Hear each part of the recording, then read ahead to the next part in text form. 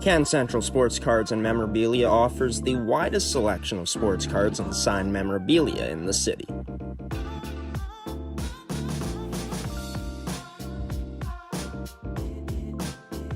For dedicated casual and new collectors, Can Central Sports Cards and Memorabilia has everything a collector could ask for. Everything we sell is stored with care, and with help from our knowledgeable team, we'll help you find exactly what you're looking for.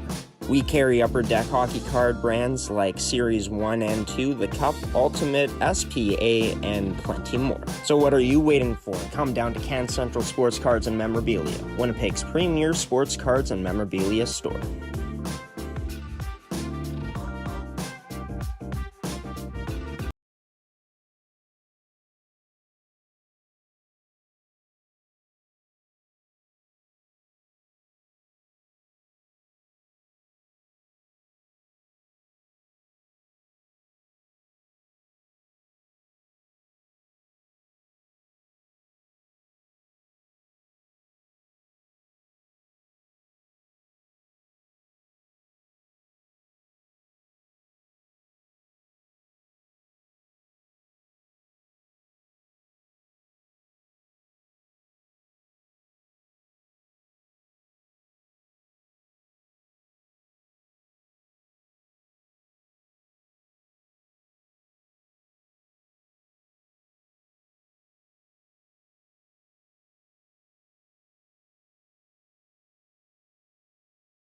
And welcome in, Winnipeg High School Hockey League fans, into this edition of Scholasticks. We meant to bring this episode to you way sooner than we're airing it today. This was supposed to come out no later than Monday before playoffs started, but it's like all season long. It's just been a crazy start to our week. There's so much that we've been dealing with this year on the technical side of things behind the scenes that we've never really had to deal with before.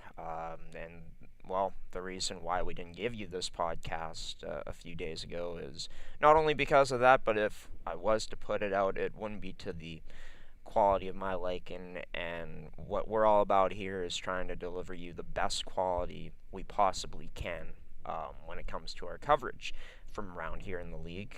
I am happy, though, that I am able to finally get this out, as I'm going to be taking you through, yes, news from around the league, but also my predictions, my picks on how I personally see things playing out this year in the Platinum Promotions Division playoffs, as we are broadcasting 3 games in total to this point, 4 games in total once Friday comes, unless every single series is a 2-0 sweep. All of these series are best of 3s, and by the way, it's not provincial qualifiers, it's only deemed as round 1. That's a misprint there, as only a few teams end up making it into provincials, and these rounds have no bearings on it. The only reason they get going a bit sooner compared to the rest of the Winnipeg High School Hockey League is because provincials do start pretty soon after the playoffs, and they want to try to get it done long before that, I guess. But in terms of how last night or yesterday went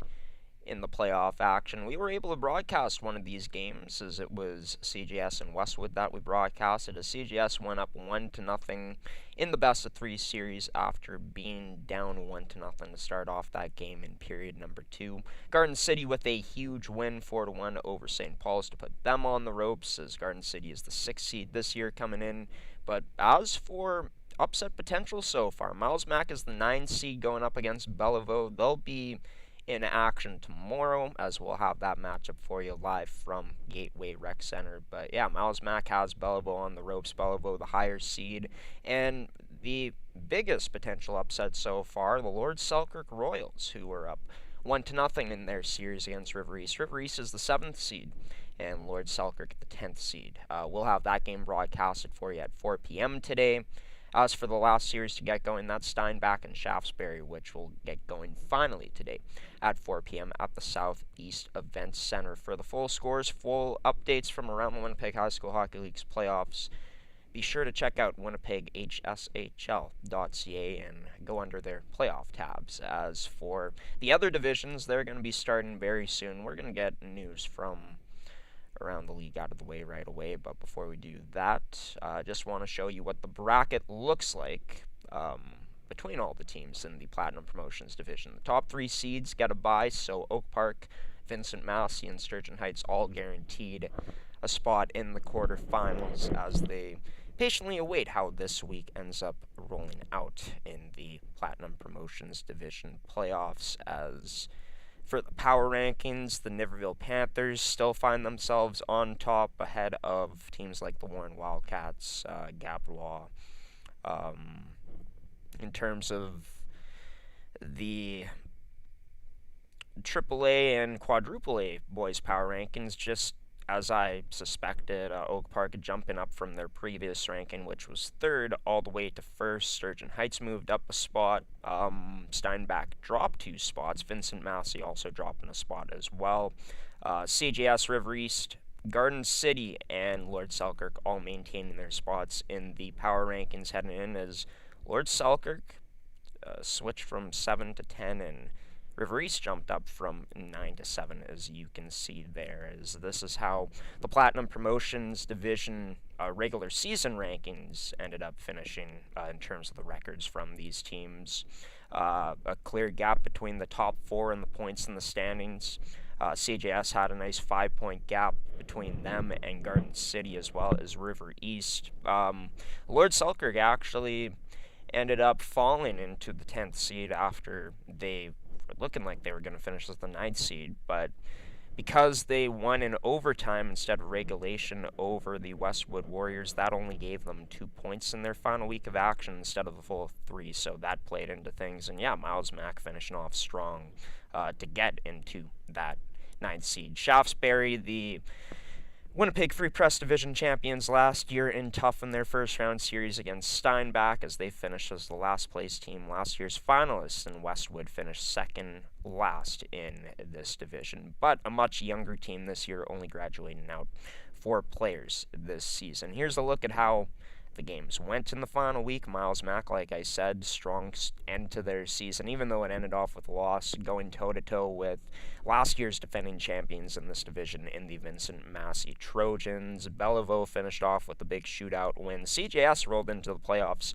with a 5-game winning streak, finished it off with a 3-2 victory over Garden City, as you can see there. The leading point getters to end off the season, the top 3 belonging to Oak Park's top line, and Tyler Thuas, David Sadowski, and of course the points and goals leader in the league in Carson Ross. Sadowski had the most assists in the league. We also see Jace Anderson, Aiden DeLay, and Easton Therian finishing in the top 5 in points as 2 top point getters for Sturgeon Heights finds themselves in this ranking. As for the goaltenders, Vincent Massey, their duo ends up finishing with the best goals against averages. Vincent Massey was the best defensive team in the league. There might have been no better goaltender than Cash Moore, however. .930 save percentage in his 15 games played. Phenomenal. Ethan Windsor for Belleville, a grade 9, got called up and came up huge in that game against the Westwood Warriors, as only 2 goals against on 35 shots against. Pretty good in your debut, especially as a grade 9. McDougall and Bjornsson round out this top 5, as we can see there by the goals against averages. Going to get into highlights from Game 1 in CJS and Westwood series coming up in just a moment here. But before we do that, these standings, I took screenshots of these yesterday, and, well, for College Louis Riel, still had a chance to go undefeated heading into this final week of action. As for last year's Price Division champs, it's been a season to remember. Wouldn't be surprised if this is a historic season from them, as they've been so dominant. No losses up until this point heading into the final week of action, as they had to give it their all against Gabriel last week to stay undefeated. A high-scoring game, 9-6. And then before that, I believe that was Luriel's only game. No, it wasn't their only game. Had to win on a barn burner as well in a shootout type of game against the JH Bronze, outscoring them 8-5. But this upcoming week, they were in action against Springfield, and as we just showed you, Springfield is a top 3 team, a team that can defend very well and has even more goals than Dakota heading into this week. And, well, what would happen would be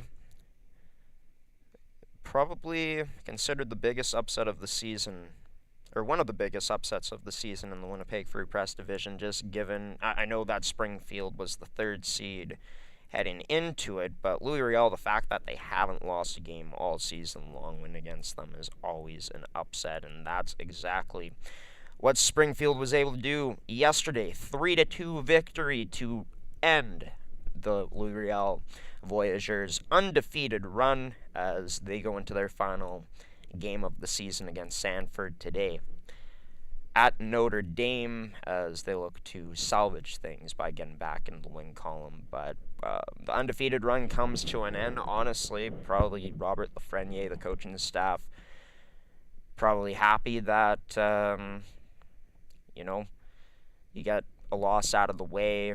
Comes in playoff time, you have basically no time to really think about it, and if you lose the next game in the best 2 out of 3s in the playoffs, well, you're done, right? So get the loss out of the system now. You went up against one of the best teams in your league and were able to keep it close, but shout out to the Springfield Sabres, the type of season that they've had, being knocked down division going into the B-Div.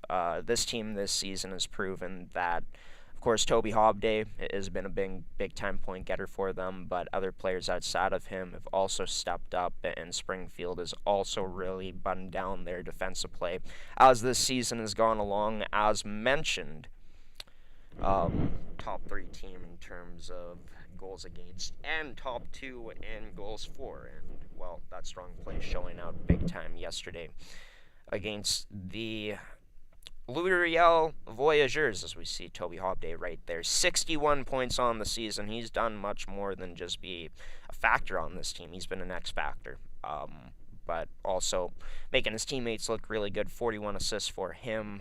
Luca Tetro and the Traeger brothers, though, really notable seasons from them in this top 5. As I always say, Louis Riel has so much outside of those guys as well. Going to be really tough to beat them in the playoffs, but Springfield has shown that it is possible at this point in the season to take them down. And, well, for Dakota, their goaltenders have been solid. Big reason why they've been the best defensive team in the league this season is because of those 2 backstopping them with really good save percentages, and Cossin and Sinclair. Prescott and Carvelli also round out this top 5 in terms of the goals against averages, as it's marked by that. By the way, you can check out the full statistics as they're updated now on the Winnipeg High School Hockey League's website, as these are from yesterday. In terms of the price division, before we get into our playoff picks, just taking a look back, if I can get to it. Sometimes the website takes a bit to load up, but Niverville ended up losing in regulation yesterday, as we'll get into the statistics right now. So that's their first regulation loss of the season. That came yesterday. They had themselves, well, a strong week last week, battling against Kildonan East, winning 8-5, and then start off with the 4-1 win, which we had broadcasted on our network against Warren, of the battle of the top 2 teams at the time. But yesterday, Niverville ended up falling to Lorette, who Lorette now is second place in the standings. They've had themselves a really strong season and a really strong game yesterday against Niverville, where they were able to put up a 7 spot on the Panthers. 7-3 was the final. As for the Lorette Scorpions, that victory put them at 19-2 and 58 points as they're 1 ahead of Warren heading into their final game of the season, as Lorette will have to do it again against Niverville, hoping that maybe West K can, or not West K, Lundar can help them out, which that's going to be a tall task. Lundar is last place in the league with only 2 wins at this point. But you never know. upsets can happen. We saw a big upset last week where John Taylor was able to defeat Warren, so anything's possible. But Warren seems like they're back to business this week as they took down a team that's made some noise too along this season in Edward Schreier, 7-1 on Monday, as it was a busy Monday in the final week of the Price Division regular season play. For Anderson Fisher, what a season he's had. Still the leader in points to this point in the season. So that hasn't changed, as there's a good variety of players from different teams here in the top 5. And then goaltending-wise, good representation from all teams in the top 4 in the standings in terms of Niverville, Warren, and Lorette. Full statistics, like I mentioned, can be found on the Winnipeg High School Hockey League's website at winnipeghshl.ca. But in terms of CJS, a game that we got to broadcast yesterday, an early one, an early start in Keith Bodley Arena, saw them score 5 unanswered goals against the Westwood Warriors. To be honest with you, didn't feel like CJS started off particularly great up to their standards throughout the first early part of that game, but after Braxton Taylor was able to open up the scoring in the second, CJS seemed to get their game together more so, and then in the third period, an explosion of offense from them, with 3 unanswered goals to add to their 5 unanswered that they scored to win that game, and we're going to show you the highlights now, the best plays from that one. On the second penalty of this hockey game, that shot in front, Braxton Taylor scores!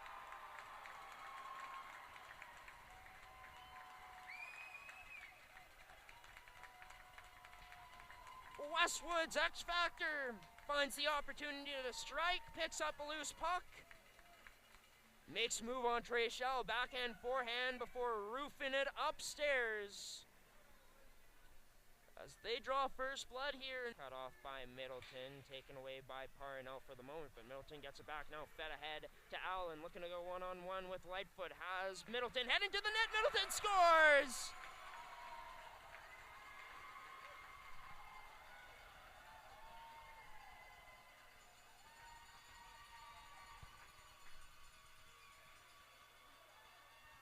A sweet play, a sweet feed from Allen. Right into the CJS zone. Baldwin's pass can't get through. Now it's up ahead for Middleton, looking for the Hattie. Middleton scores!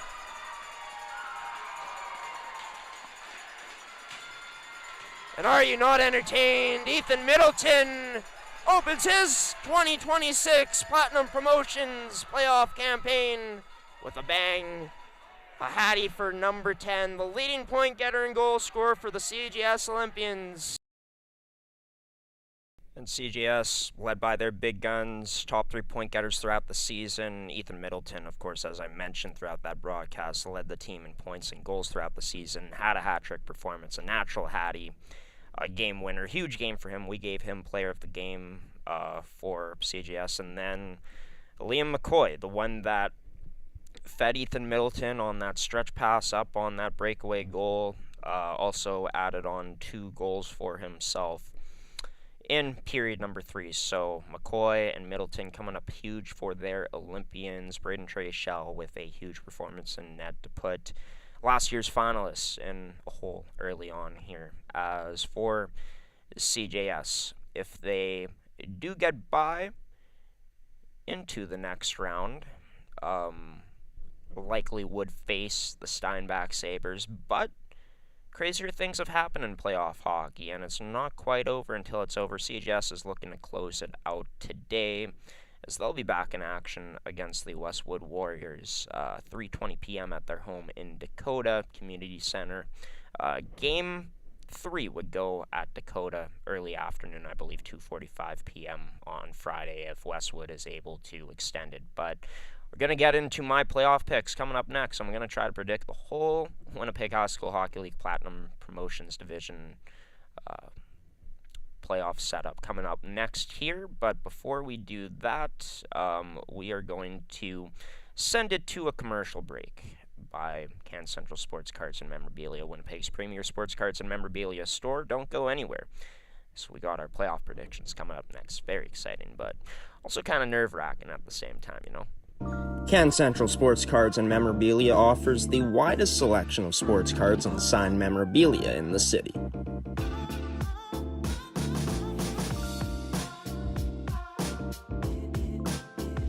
For dedicated casual and new collectors, Can Central Sports Cards and Memorabilia has everything a collector could ask for. Everything we sell is stored with care, and with help from our knowledgeable team, we'll help you find exactly what you're looking for.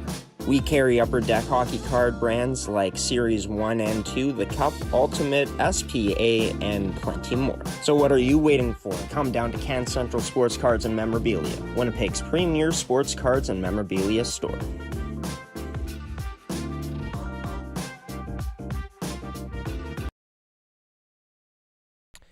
Oh, welcome back into Scholasticks, everybody. Episode 14 here are playoff picks for the Platinum Promotions division. The other two divisions, the Price and Winnipeg Free Press, are going to be starting their playoffs next week, and we're going to have predictions for those too. But I did not put any games into my predictions. I was thinking of doing that. And I will still do that, but I didn't put it down on paper. I'm going to try my best here. This is extremely difficult because, look, there's been many upsets before. In Winnipeg High School Hockey League playoffs, we've seen teams in the double digits go on a run before, right? And, looking at last year, even in the Winnipeg Free Press division, the CSLR Renards, they were near the middle of the pack, I think. They were about an 8 or 9 seed, and they made it all the way to the finals, and they had game breakers on that team. So there's a lot of different factors that can play into it. The emotions are at an all-time high. The crowds get bigger come playoff time. It was awesome to see how huge that crowd was yesterday in Keith Bodley Arena. As Westwood had the white flags out, CJS parents represented very well, and felt like that place was rocking at times. And, if that sets the course for what the playoff atmosphere is going to be, sign me up for it. Happy to finally be a part of it. The atmosphere in this league, the passion for it, a huge reason why we wanted to be a broadcast partner of this league. And, our hopes, our dreams with that, I think got a pretty clear defined answer yesterday. But in terms of the playoffs, Bellevaux's currently down right now against Miles Mack. Shaftesbury and Steinbach haven't going yet. The top seeds in the CGS series, CGS is up, and Garden City in their series, they're up after a 4-1 victory yesterday against St. Paul's. The only teams that are lower seeds that are up right now in the series, the Royals and Miles Mack. I'll start with the series that I've talked about a bit already, the game yesterday between CGS and Westwood. In terms of the series, how I think it's going to play out, both of those teams went 1-1 against each other in the regular season, although both games came in 2025. So in 2026, obviously a lot different than that part of the season as teams start to ramp up and play their best come playoff time. And that's exactly what it seems like the CGS Olympians have been doing. 5 straight victories heading into the playoffs. Westwood themselves, they've been in way closer matchups as this season has gone along. And yesterday, you could see from Westwood, they play a hard game, a spirited game. Their top line can give you a lot of trouble, led by Braxton Taylor as he centers Parnell and Curtis. And Olsen Mesa, we've seen him come up big time at points in the regular season. He's, I think, going to be the starter for the whole playoffs for Westwood as he played most of the games. But I just feel like in this series, CGS has an experience advantage and a skill advantage. I think that they got more pieces that can hurt you compared to what the Westwood Warriors have. And I look at CGS. Their goaltending, it's been pretty solid this season. Trey Shell and Zimmerman, all plus 900 save percentages. Above 900 is what I'm trying to say. Both have been able to put up a couple shutouts as well. And CGS also plays really structured, a physical game, and that was on display as the game went along yesterday against the Westwood Warriors. I just feel like CGS, their skill, once they turned it up a dial, took over. They were the faster team, the stronger team yesterday, more physical, and their game breakers in this series, like Middleton, Lucky McCoy putting up what he put up, as soon as the rest of the lineup gets going. I think this is going to be a tough team to beat, and I think that it's going to be a tough out for the Westwood Warriors. So I'm going to choose CGS. By the way, I made my predictions before the playoffs. This isn't based on the first 2 days that have gone so far, but yeah, I had CGS going into this one and coming away with a 2-0 series victory to down last year's finalists, as CGS would be moving on to take on Steinbach potentially, but Shaftesbury, who knows, maybe they can find some playoff magic and stun the Winnipeg High School Hockey League world, but I just don't see it happening.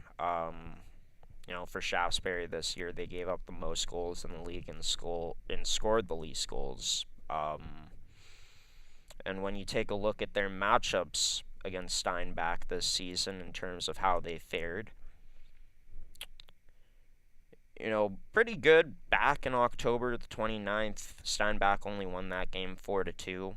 And yeah, looking at the next matchup that they had against them, it didn't come until January 9th, so their second game back, where Steinbach was able to win 3-0.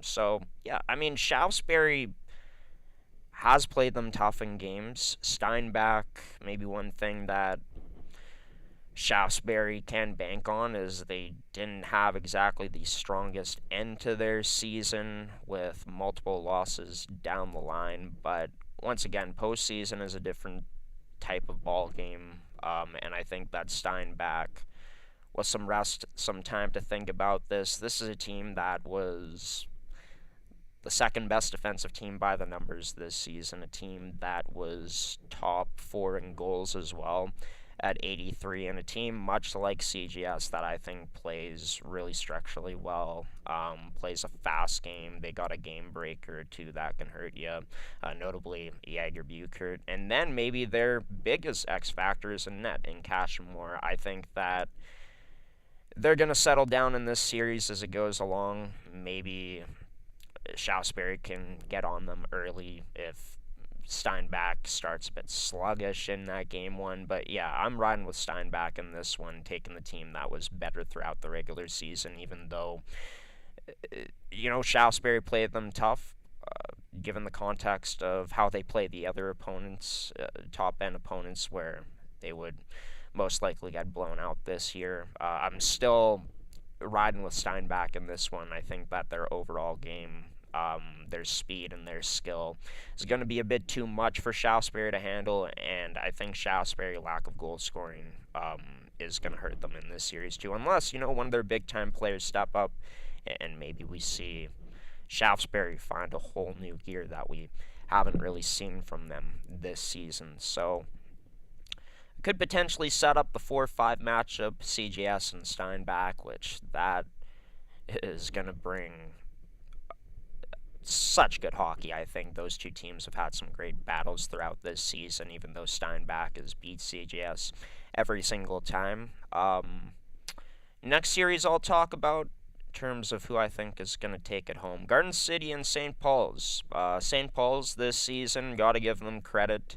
A much stronger second half of their season, I'd say, compared to the first. It's a team that, this year, looking at it, was able to put up 6 wins, finishing 11th place, and looking at how St. Paul's ended up finishing off their year, 3-1 victory against River East, only lost 4-1 against Steinbach.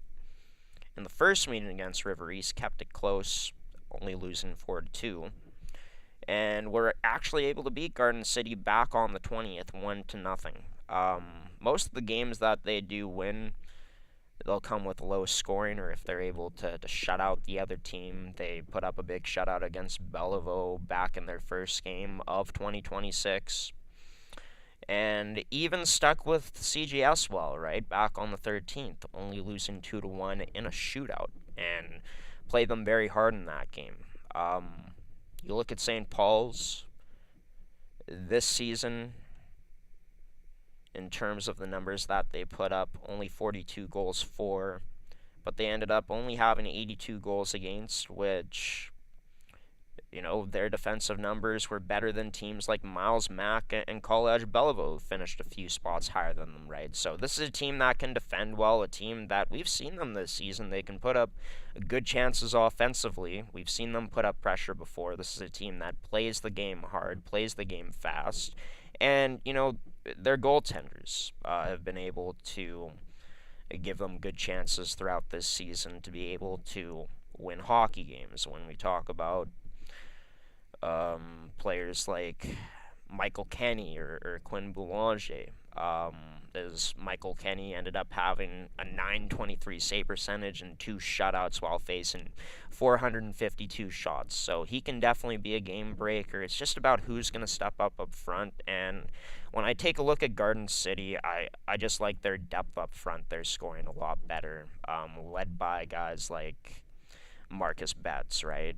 So we take a look at Garden City, their point getters. But it's not only Marcus Betts, even though he's this team's biggest game breaker. I'd say one of their biggest X factors, if not their biggest X factor. But he didn't even lead the team in goals. Nick Bessick did. They had 3 different goal scorers with at least 10 plus goals, and then their depth was not too bad throughout the lineup, even though there are some players that haven't been able to get on the goal sheet. But that being said, it's only been 2 forwards that haven't scored, the rest being defense or call-ups for this team. And I also look at this Garden City team, and I had some insider knowledge, some advice, I guess, from someone that works very closely with their goaltender coach this year in Gordy Tummelson, saying that, look, Aaron Cormier, he's really been playing his best hockey as the season has gone along and hasn't given up many goals down the stretch. So I just look at that, the overall offense from Garden City being better than St. Paul's. They're up 1-0 in the series already. I had them, I think, winning in 3 games.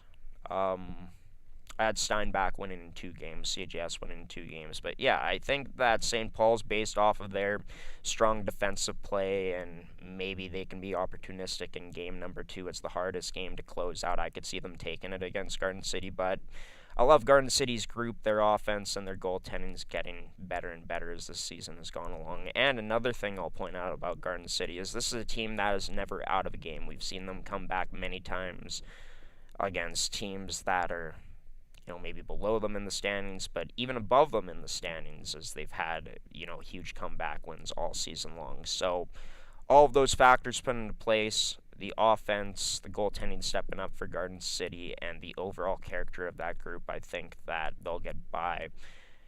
And maybe it'll be a sweep, but I called it 3 games heading in, so we're going to stick with that moving into the next matchup that we're going to talk about.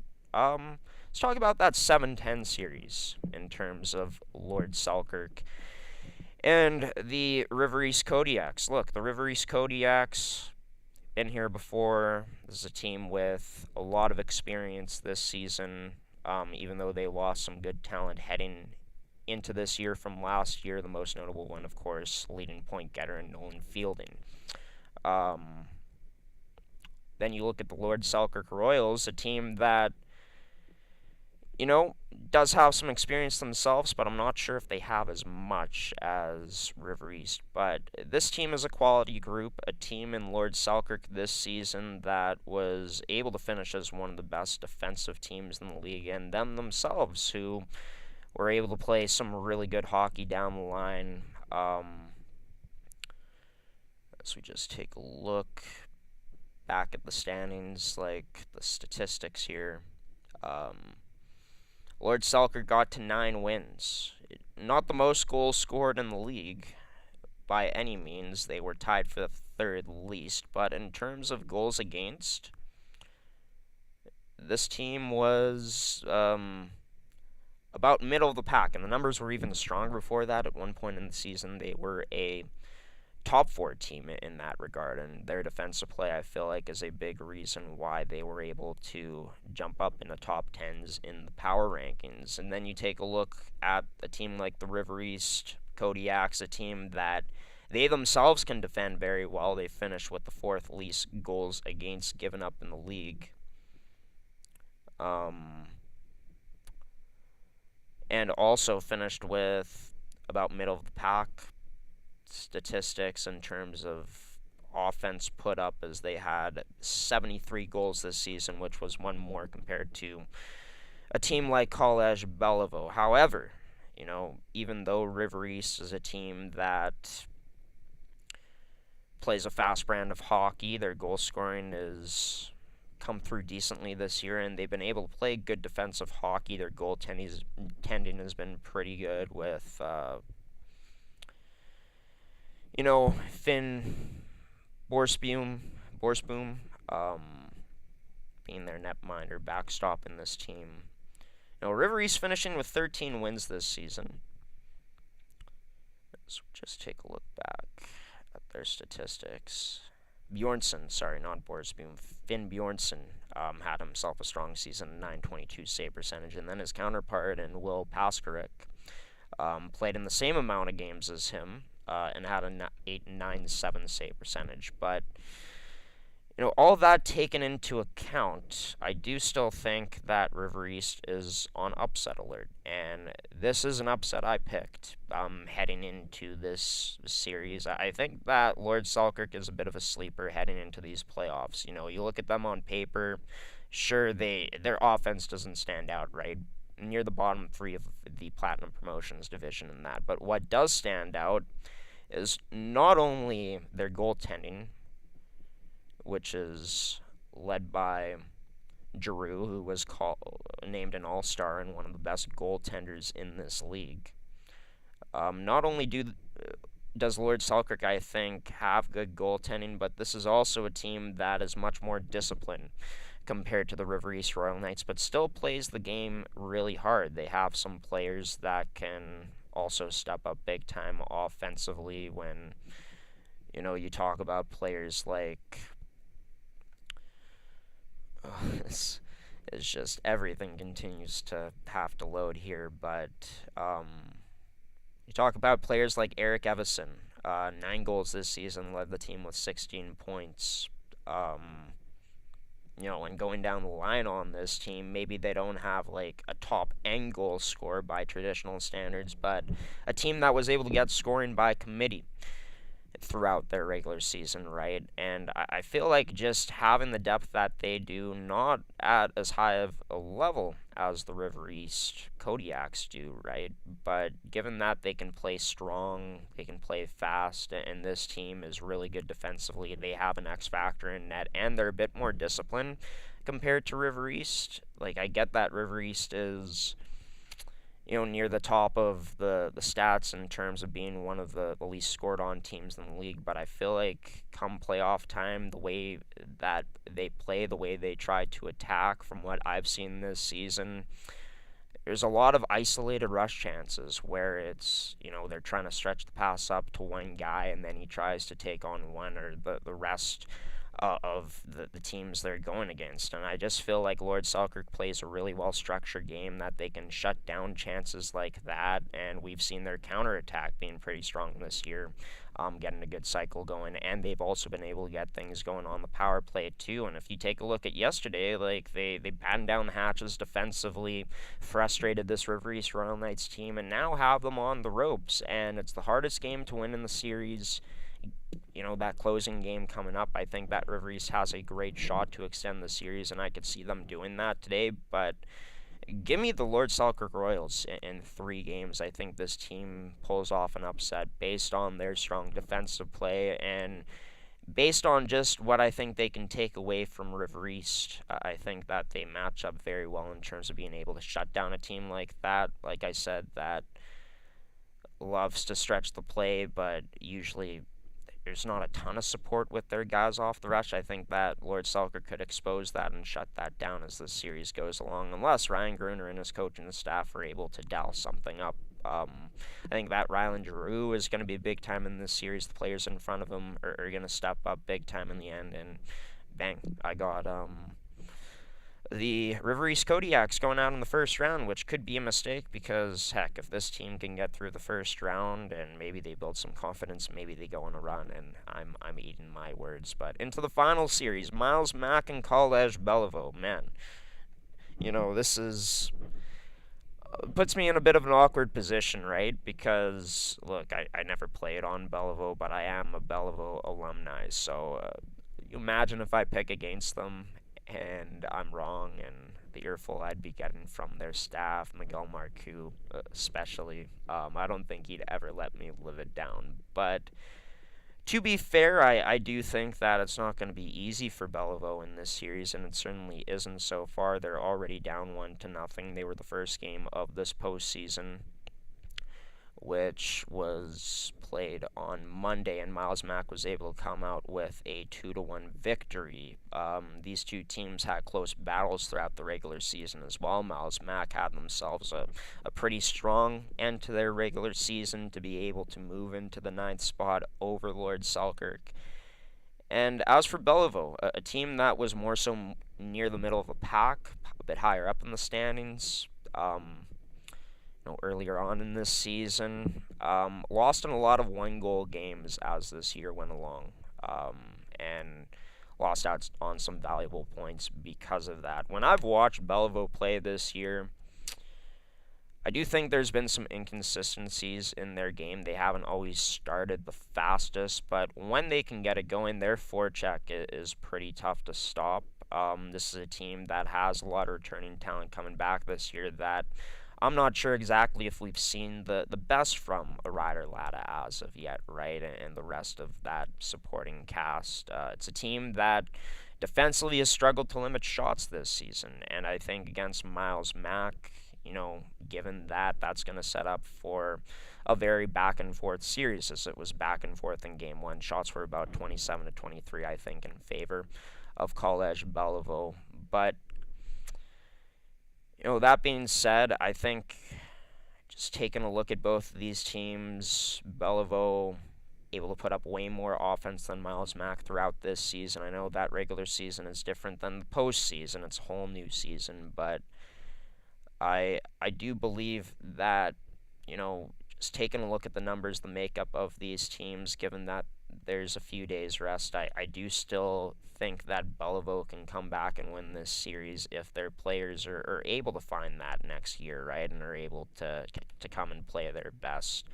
Not going to be easy against Miles Mack, a team that plays very hard themselves and have had a strong counterattack against teams that we've seen them play against this season, but a team that doesn't quite have the finishing compared to Belleville, in my opinion. And yes, it was a 2-1 game, a close game, exactly the type of game that Miles Mack wants to keep Belleville in. I'm not sure if that lasts into game 2 and into game 3. Belleville is going to be playing in front of a huge packed crowd, like a sold-out type of crowd at the Cuda Dome. So or the Cuda Tank, as I should say. Cuda Dome is their reference to their basketball and volleyball court. But all those factors, given that Belleville, we haven't exactly seen them exactly show up this year, I do think that they're going to show up big time for game number 2. I think they're going to push this series to the brink, and I see them coming away with a 3-game series win over the Miles Mack Buckeyes to go through into the next round. I think that Belleville's pressure, they're going to find it, they're going to capitalize on it in these next few games, and the big thing is going to be, can they get their defensive play and their goaltending to step up. I think that if this team can lock in, it's not going to be pretty by any means, but I do think that they have a chance to go out and come back in this series still, and that's why I'm riding with College Belleville. Just given that I think on paper this team has maybe a lot more to like, a lot more producers offensively compared to Miles Mack for this season. Now that Belleville has a game under their belt, knowing that Miles Mack is going into the hardest game to win, which is closing out a series, I think that Belleville is going to build big momentum off of that victory they get tomorrow night. That's what I'm calling it as. And then I think that it's going to carry over into Game 3 on Friday, where I think Belleville is going to get by and survive the 9th seed in the Miles Mack Buckeyes. So this is how we got the playoff bracket. Now, in terms of how things would play out, the Royals would take on the highest seed remaining, which, of course, is Oak Park. Belleville would slide down to face off against Vincent Massey. Garden City would get Sturgeon Heights, and then CJS and Steinbach going at it. When we come back next, after this commercial break, we're going to predict the rest of the playoffs. Going to keep things a bit shorter as well, as lots to do today, so it helps myself out too if we end this in about 10-15 minutes or so. But full playoff picks, full predictions for the rest of the bracket coming up next here on this edition of Scholasticks, our Platinum Promotions playoff special. Can Central Sports Cards and Memorabilia offers the widest selection of sports cards and signed memorabilia in the city.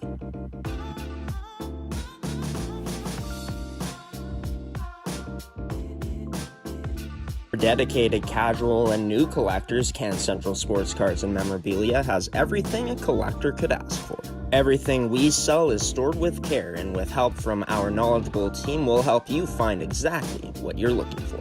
We carry Upper Deck hockey card brands like Series 1 and 2, The Cup, Ultimate, SPA, and plenty more. So what are you waiting for? Come down to Can Central Sports Cards and Memorabilia, Winnipeg's premier sports cards and memorabilia store.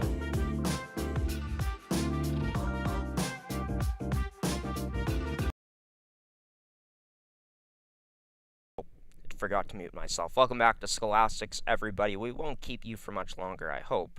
It doesn't always work out that way, but yeah, we've gotten into the quarterfinals now, as this is how our predictions would lay things out. The Royals upsetting River East in 3 games, Belleville getting by in 3 games, that's what we're calling it as, and then CGS and Steinbach coming up with sweeps. That's our predictions from the first round, and then got Garden City winning in 3 games coming in, but I could very well see them sweeping St. Paul's. As we get into the quarterfinals, where the tensions get even higher. They rise, and, I mean, we get to see the emotion on full display from these players. We'll start off with the 1 seed against the 10 seed. I think this is where Lord Selkirk's run ends. I could see them maybe taking the first game, catching Oak Park off guard, but Oak Park, 134 goals. Sure, their top line is lethal, but they got great pieces around that top line. When you talk about guys like Lucas Enerson and, Rock as well for this team, that I believe he plays on the 3rd line, but Pierce Wells, Noah Madison, these are all guys with plus 20 points. Henderson with 18 goals, 33 points. This is a team which is probably the deepest offensively in the league, and then goaltending-wise, I think that Mitch Feeblecorn can come out and give his best, as we've seen this season before he's come up with big saves and big-time moments. I think that Oak Park, it's just their offense and their ability to play both ways in this game, protect the front of their net. I think it's going to be too much for the Royals to handle. If the Royals had a bit more offense on paper, I'd be comfortable with picking them in this upset, but I can't bet against Oak Park. I think that they get by in 3 games, but could see it being a sweep if the Royals can't figure them out in game number 1. So yeah, I'd go with Oak Park to win in that series, as Oak Park would be into the semifinals, where, well, it depends on what happens. They get the lowest seed that comes through, and the lowest seed that would come through into the next round would be College Belleville going up against Vincent Massey. I just don't see Vincent Massey losing in this series personally. This is a team that last year showed come playoff time that they could raise their level, went undefeated during the playoffs, and of course undefeated during the provincials. And you look at Massey this season, even more offense on this team, 119 goals for, and by far the least goals given up in the league at 40. Against the next best was Steinbach, who only gave up 52 goals against. this season. So, yeah, as for Vincent Massey, I think that they just got too much depth for this Barracudas team to handle. I think that the Barracudas as well, looking at the discipline factor, Vincent Massey, one of the more disciplined teams in the league compared to College Belleville, who almost reached 300 penalty minutes. They're the least disciplined team in the league heading into the playoffs, and yeah, unless their big time players can come to play and elevate in this series and they can elevate in the defensive zone, I just don't see it happening against Vincent Massey if they lock in. And I got Vincent Massey taking down my alumni, my school, my former high school, in a 2-0 sweep, but would love to see it go to 3 games. That's what makes playoff hockey so fun. Garden City and Sturgeon Heights. Taking a look at how both of these teams match up against each other.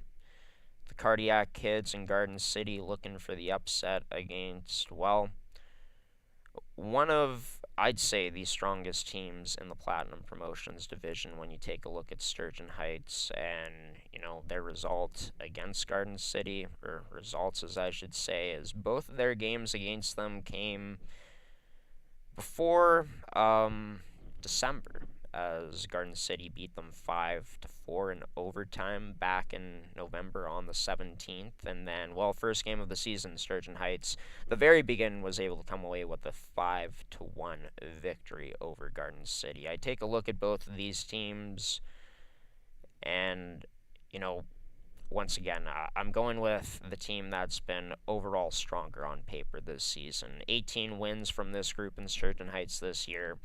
90 goals for, which ranks third in the league, and then they've also given up the third least goals against, comparing to Garden City, who defensively not as strong by the numbers, and offensively, even though I spoke highly about their depth, ranking 5th in terms of goals for in the league, comparing them to the Sturgeon Heights Huskies. But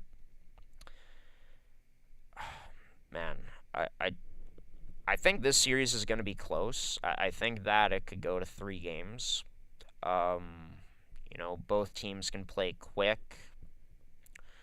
Both teams have gotten good goaltending down the line. But in terms of structure, I think that Sturgeon Heights is just a more sound team overall compared to Garden City. And I think that Garden City, their biggest chance to win, obviously you need Aaron Cormier to step up and give his best in goal. You obviously need your top-end talent to step up too, but I look at Sturgeon Heights throughout this season. They proved me wrong in terms of I felt like maybe they were just a one-line team, even though Jace Anderson and Easton Therian have played a huge part in this team's success. They've had other players stepping up. Brady Dow on the back end, the team's captain, has been able to finish top 5 in this team in points. I believe he was even maybe 3rd in points on this team this season. So given the fact that they got not only good top-end talent, but solid pieces around, I think they got more depth on paper compared to Garden City. Defensively,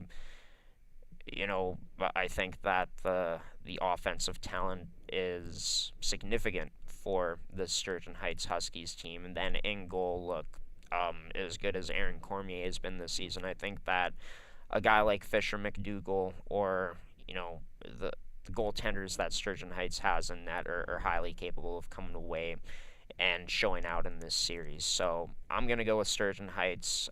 I like their structure, their top-end talent, and their depth just a bit better, or better in general over Garden City, and that's why I got Sturgeon Heights heading into the next round. As for CJS and Steinbach, man, this could be a hot take by the end of playoffs when we look back at it, but I think I'm going with the CJS Olympians to win this series, and maybe that's because I just want to have an upset in there, and yeah, it's a 5 versus 4 seed type of series, so it's not the biggest upset in the world. And you probably think I'm crazy betting against a team that gave up the 2nd least goals against in the league in Steinbach, against a team like CJS, who maybe at points have struggled a bit defensively in their games, but I'm very much about what you've done for me recently, right?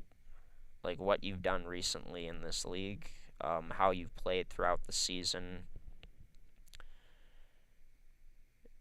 And sure, I mean, Steinbach, the two matchups they've had against CGS that have been in regular season play have come in 2026, and they've been able to limit CGS, right? Um, in terms of the goal scoring, beating them 4-1 and then winning 3-1. Um, but Steinbach, it's also been proven that, you know, teams have been able to beat them. They're not unbeatable defensively down the line. Westwood coming away with a 4-3 victory in overtime against them. Oak Park with a 5-4 OT victory against them. Then Garden City was able to beat them 3-1. Of course, they finished off their season with a 4-1 win over the St. Paul's Crusaders. But yeah, I mean, looking at both of these teams, both have big game breakers up front. You know, both I think have solid pieces around these players. Both play a really well structured game, and then both have really good goaltending. And you know, both really experienced. The more I think about it, the more it's like, man, am I making a mistake picking CGS over Steinbach? But I think that CGS throughout the first round of their playoffs is going to build huge confidence. I think that test they had yesterday and coming away spoke about how this team is able to regroup and respond at a very high level when things don't exactly go their way. And I feel like, you know, having more time to prepare from your last matchups, you know, having more games on your belt from when you last met each other, and being able to, of course, you know, game plan. Just 1 second here, everybody. Check something. But no, yeah, but back to the take, right? I feel like for the CGS Olympians, they're playing their best hockey of the season at the right time. I think for Steinbach, there was a bit of dip in their play, you know, near the end of the regular season. Who knows? I mean, like I said, playoffs is a whole different ball game.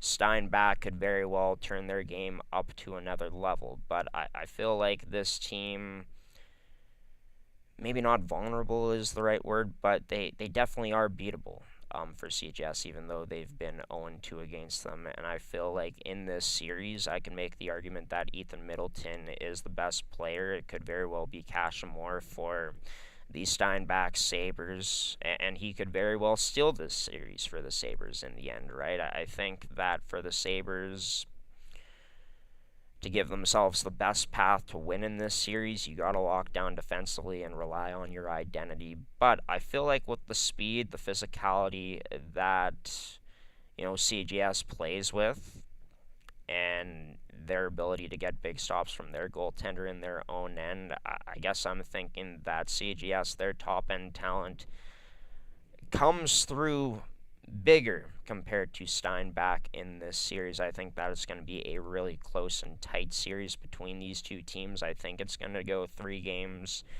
I know that CGS has, you know, 2 games on the road compared to Steinbach, and Steinbach's going to have the home ice advantage. And Steinbach has one of the best goaltenders in the league this season, Cashmore, right? But I think that CGS is going to build a lot of confidence from not only that game yesterday, that win against Westwood, but once they're able to get by this series, I think this team is going to be locked in, and it's going to focus on the task at hand, as my old Double-A coach used to love to say. And I think that they're going to come through and take down the Steinbach Sabres in 3 games. Just given that, I think that CGS is going to find another level that maybe Steinbach hasn't seen yet this season. So that's why I got CGS going into the Final Four, where I do think that the run will end against Oak Park. Even though CGS has been able to beat Oak Park in a high-scoring game, I think that for the Oak Park Raiders is just I can't bet against their offense in this series. I think that they're going to figure it out as it goes along. I think that their top end offense, along with the pieces that they have around that top line, are going to be too much for the CGS team to handle, and maybe the speed from Oak Park could start to maybe expose some things. But I think overall, CGS, that first game of the series, they're going to give them a battle. But I think in the end, Oak Park is going to come away with the victory. Sturgeon Heights and Vincent Massey. Again, look, Sturgeon Heights, they're a team that's proved me wrong this year, being more than a one-line team, gotten really good goaltending, really good defensive play throughout the season. But once again, I think that Vincent Massey is going to raise their level to a whole nother level in this playoffs, and I think that when this team plays their best, as they've proven so many times this season, it's so tough to beat them. You need to play pretty much mistake-free hockey and maintain your level, and I just feel like Vincent Massey has a bit more depth-wise overall. Best defensive team in the league. I think that that's going to come through big time in the semifinals, and I think it's going to be good enough for them to reach the finals, where I got them taking down Sturgeon Heights in 2 games, but like I said, could see that being a 3-game series as we go into the finals. Number 1 offensive team in the league going up against the number 1 defensive team in the league in the Vincent Massey Trojans. These 2 schools, big rivals. To them, it's the biggest rivalry.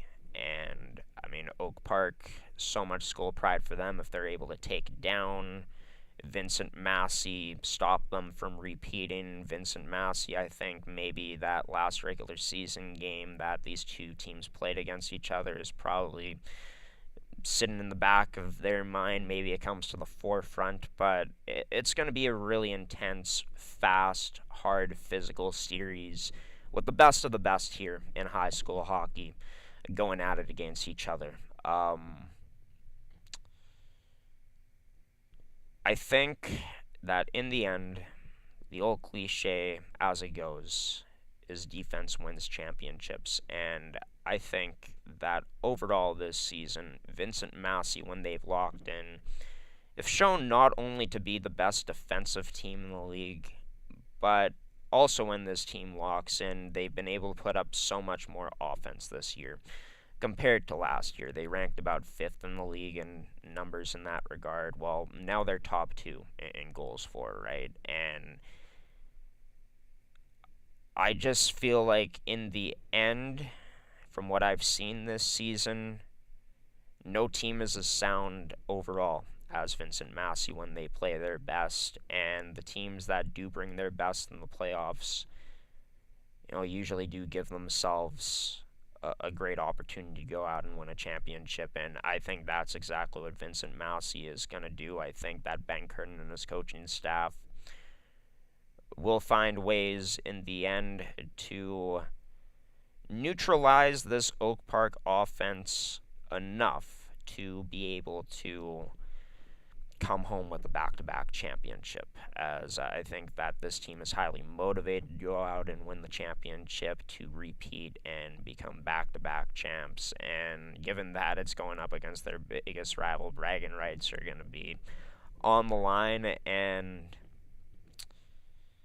yeah, I just feel like Vincent Massey's overall game is going to play out to their favor in this series for them to be able to win. But maybe Oak Park proves me wrong. Maybe Oak Park, their high-end offense will come through while they play some of their best defensive hockey of the season. It's going to be an absolute battle no matter what. But in the end, the team that I've been on, I guess, their bandwagon for most of this season, and that doesn't end here, Vincent Massey, the Trojans, in my opinion, will come home with the 2026 Platinum Promotions Division Championship Trophy. As this has been G-Show's Picks.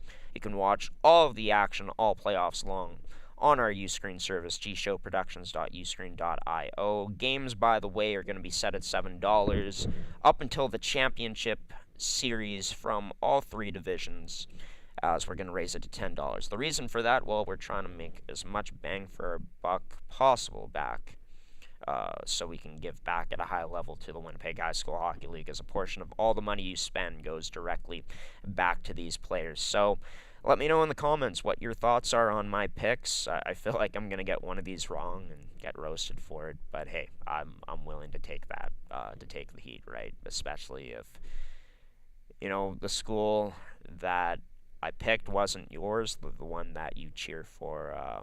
Let me hear it, give me an earful. But yeah, excited to see how these playoffs roll out. Round one is already in the halfway point of it for all of these teams, except for Steinbach, as they're going to be taking on Shaftesbury later on today at 4 p.m. for their first meeting of that 4 versus 13 series. But yeah, full schedule is available on the Winnipeg High School Hockey League's website at winnipeghshl.ca. Until next time, everybody, I've been your host, Graeme the G-Show Forsyth. We're going to be coming back to you in a few days' time, hopefully, to recap the first round of the playoffs, see where we got our predictions right, and we're also going to take a look at what the playoff picture is going to be, as it'll be set for the Winnipeg Free Press Division, Price Division, by this weekend. But until next time, everybody, I've been your host, and, well, just your host, Graeme Forsyth. Going to be your play-by-play commentator. Coming up later today in Selkirk, as, we get to see if the Royals can move past the Kodiaks, or if the Kodiaks force a Game 3 in their series. All games in the playoffs will be available to watch on gshowproductions.uscreen.io. They'll be archived afterwards, so if you miss a game live, don't worry, we'll have it for you. But these have been our playoff picks, everybody. Thank you so much for tuning in. Enjoy the playoffs. We know we will.